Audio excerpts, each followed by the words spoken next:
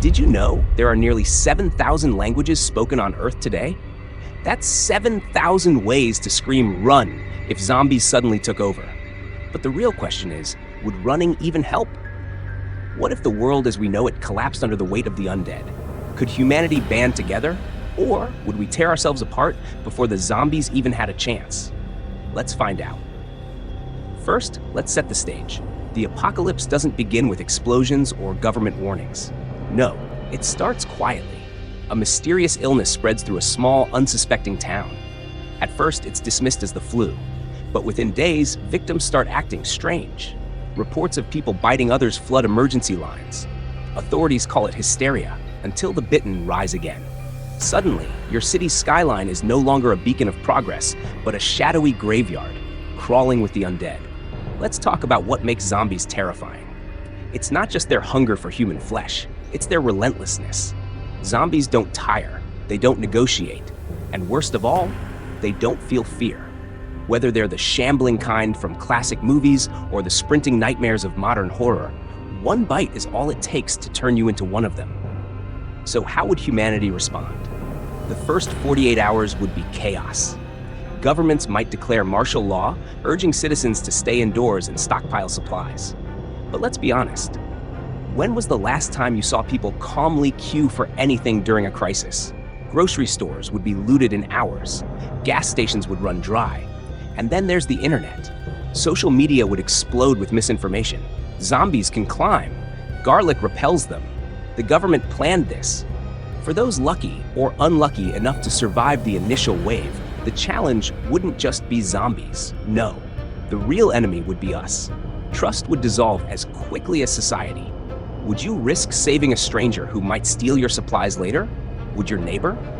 But let's not underestimate humanity. History shows we're surprisingly resourceful under pressure. When the Black Plague ravaged Europe, people developed quarantines. When war destroyed cities, survivors rebuilt. In the face of zombies, humanity could adapt too. Think about survival tactics. Rule 1, avoid urban areas. Big cities mean big zombie hordes. Rural areas offer fewer zombies, and more importantly, fewer people to turn into zombies. But even rural survival has its challenges. Food, water, and shelter become your daily obsession. Forget your morning latte. You'll be learning to purify water and hunt with a slingshot.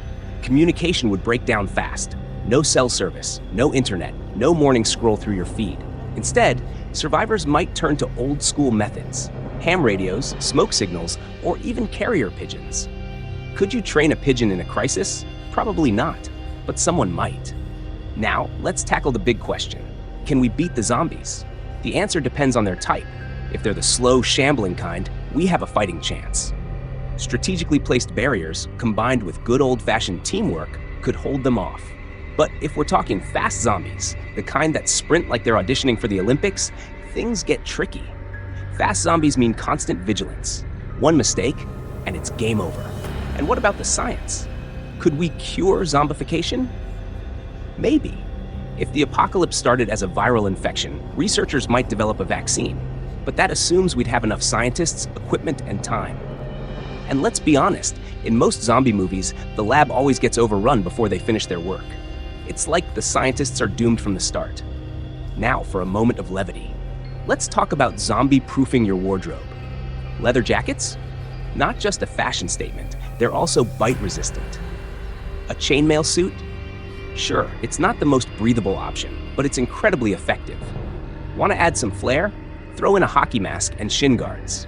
You'll be the best-dressed survivor on the block, combining functionality with apocalypse chic. But survival isn't just about dodging bites, it's about rebuilding. After the initial wave, survivors would need to establish safe zones, fortified communities where people could regroup and start over. Imagine farms surrounded by fences, wind turbines generating electricity, and rain barrels collecting water. It's a new world rising from the ashes of the old. Leadership would play a crucial role in this new world.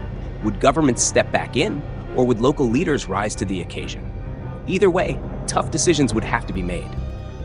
Who gets access to limited resources? How do you handle rule breakers? And the hardest question of all, what happens if someone gets bitten? But let's not sugarcoat things. Even in the best-case scenario, survival comes at a heavy cost. Families separated, friends lost, and the constant psychological toll of living in fear. The question isn't just whether humanity would survive, it's whether we'd ever truly recover. Here's where we flip the script.